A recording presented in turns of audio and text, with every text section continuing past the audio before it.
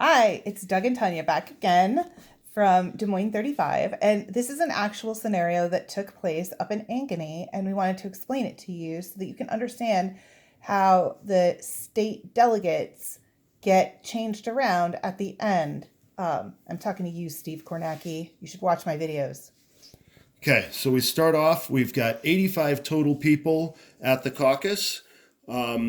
When you do that, you get with 3 delegates available in this precinct, which means that your viability number is 15. You have to have 15 people in your group in order to get your 1 delegate. After the first alignment, there were 5 people. They broke up into 5 different groups, and 3 of them with the stars were greater than 15, so those are viable groups. So those people are locked in for the next round. These people here cannot go to a different group. They're locked in. These 22 people, the 13 here and the 9 here, are able to move and go to either a already viable group or make their own group and name it whatever they want. So here's what happened. These 9 people ended up joining these 13 people and made a group of 22. No additional people went in with Biden, none with Sanders, and none with Buttigieg. And then, of course, no one was left over in Warren. You add these up, you get 20, 25. This becomes a new number, 22, 18, and 0.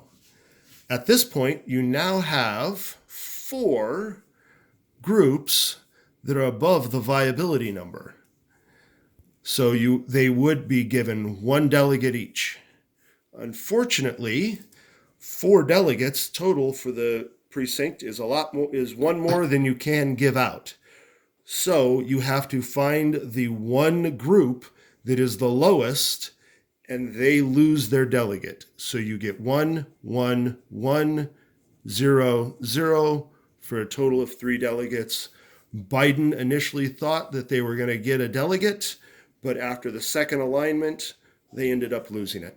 But Doug, what happens if those 18 people went home? They have no idea that they lost their delegate. Oh no. Until the newspaper comes out on Friday.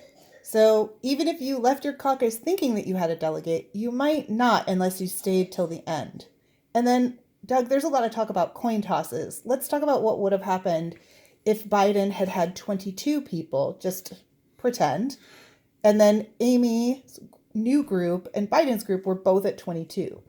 So you would have determined... Okay, and we also have to pretend that Buttigieg has 24, let's right. say. So let's say instead of all 9 people going and joining the Klobuchar group, let's say only 7 went to Klobuchar, made it a group of 20. Mm-hmm. Ooh. Biden got 2, made it 20. Oh no. So now you would have had 20, 20, and 20. You would have had 3 people all tied, and you would have done a game of chance that you would have just had to figure out on the way of how to do 3. Draw straws, best of 3 rock, paper, scissors, roll a 20-sided die and see who gets the 2 highest numbers, whatever it takes to see who out of those 3 get the 2 delegates that are left over. So even though it seemed like there were a lot of coin tosses, it really only happens in very specific instances.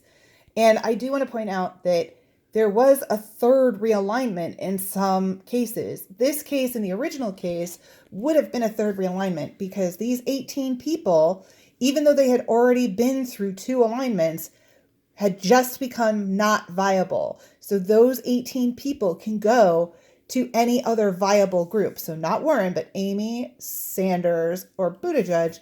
They could have joined those groups and changed the allotment of like how strong their delegates were, which doesn't make a difference in this caucus. But if you were giving out 6 delegates, then it would make a difference.